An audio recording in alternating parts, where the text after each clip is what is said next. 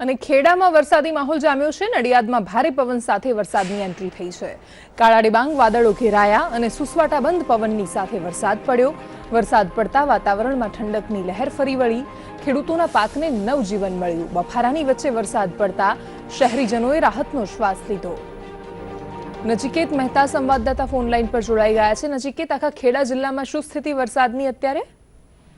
ચોક્કસથી દેવાંશી, જો વાત કરવા જઈએ તો જે અપર સાયક્લોનિક ડિપ્રેશનની અસર હવે મધ્યપ્રદેશથી ગુજરાત તરફ શરૂ થઈ ગઈ છે દેખાવાની। જે રીતે વાત કરવા જઈએ તો જે રીતે આજે ખેડા જિલ્લામાં છે તે બપોર બાદ અચાનક વાતાવરણમાં પલટો આવ્યો છે અને કાળા દિબાંગો સાથે ધોધમાર વરસાદના 2 ઝાપટા અત્યાર સુધીમાં પડી ચૂક્યા છે અને હાલ અત્યારે નડિયાદ શહેરમાં પણ કાળા ડિબાંગ વાદળોથી ઘેરાયેલું છે।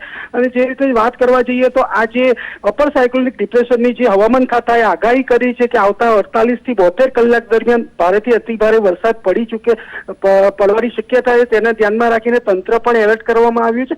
અને રાઉન્ડ ક્લોક જે વરસાદના જે આંકડા છે તે પણ ઇમરજન્સી રિસ્પોન્સ જે સેન્ટર છે ત્યાં આગળથી લેવામાં આવી રહ્યા છે। દરેક તાલુકાઓના જે અધિકારીઓ છે તેમને પણ જે હેડક્વાર્ટર ન છોડવાની પણ સૂચનાઓ આપેલી છે। હાલ અત્યારે જે રીતે જે મેઘરાજાએ જે લાંબા વિરામ બાદ જે રીતે એન્ટ્રી લીધી છે તેને લઈને શહેરીજનો અને જે ખેડૂતો છે અને ખાસ કરીને ડાંગરની રોપણી જે ખેડા જિલ્લામાં થાય છે તેને પણ નવ જીવન મળી છે તેવું અત્યારે દેખાઈ રહ્યું છે। અને હાલ જો વાત કરવા જઈએ તો જે રીતે આજે વરસાદ છે જે અપર સાયક્લોનિક ડિપ્રેશનની અસર આવતા 72 કલાક દરમિયાન જે ખેડા જિલ્લામાં છે તેની અસર જરૂરથી વર્તાશે તેવું હાલ અત્યારે સૂત્રો દ્વારા જાણવા મળી રહ્યું છે। દેવાંશી, બિલકુલ નચિકેત, ધન્યવાદ સમગ્ર માહિતી બદલ।